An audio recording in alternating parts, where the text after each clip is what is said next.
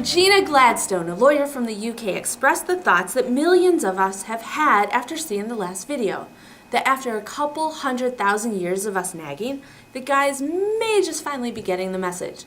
But she added they could still use a little incentive to keep them on the right track and make sure they follow through. So she came up with this little scenario. A scenario she wished she'd thought of 42 years ago. That's right, John and Linda. I am standing here on the steps of the federal courthouse building, surrounded by thousands of hardliners of both sexes who have come here to protest for and against a case that has been delayed so many times, people have begun to completely forget about it. A case that is now being called the trial of the century. And with me now are the two lawyers on this case. Would you care to remind us what this case is all about? Well, 42 years ago, I, on behalf of all women, filed a class action lawsuit against every man in America, including him. We're seeking $18 trillion in damages, plus pain and suffering for all the years they've wasted of our lives when we should have had a wonderful life together. Finally, we women are going to get our day in court. Okay, the 180 million charges in this lawsuit are completely ridiculous. I'm innocent and my clients are innocent, and this is a total waste of taxpayers' money.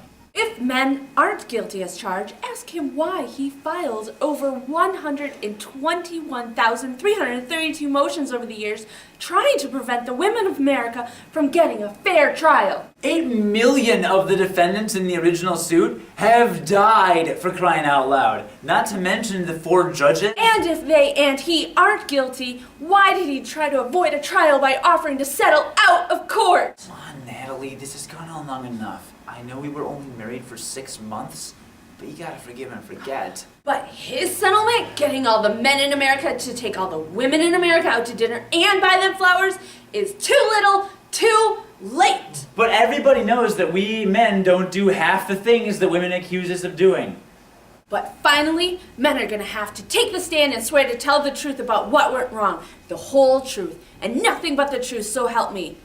Starting with him. Look, every one of her 138 million witnesses are totally unreliable. Everyone knows that girlfriends will say anything to support the plaintiffs, and they never thought we were good enough for them anyway. And every single one of the 2 million confessions were coerced by withholding sex. But when I get done with them, believe me, they'll pay for all the tears and the heartaches they caused us over all those years. You know, this case should have been thrown out in the first place, years ago.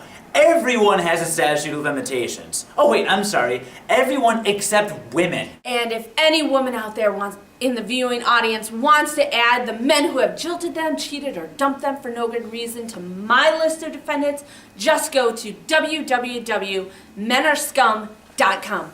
I know you'll want to get a lot off your chest, but please keep your depositions under 50,000 words. John and Linda, the police have just unleashed a volley of tear gas on the tens of thousands of hardliners of both sexes in order to prevent them from kicking each other's asses. Now, do you think you're going to get a fair trial based on the judge and proposed jury? Hell no. She's a woman. It's a half man, half woman, all gay jury. Give me a break. But she's a lesbian and a butch to boot, and how else do you think we're going to get an unbiased jury? John and Linda, we're going to have to leave it there. But I will be back at 6 o'clock, and I've got interviews with the hardliners. I've got the founder of the Emma Bovary Society, who claims to have over 2 million members, all of whom who would rather commit suicide than marry a man. And I've got the president of the Society of the Prevention of Male Obsolescence. Now he demands legislation that'll ban all methods of reproduction except for sleeping with a man.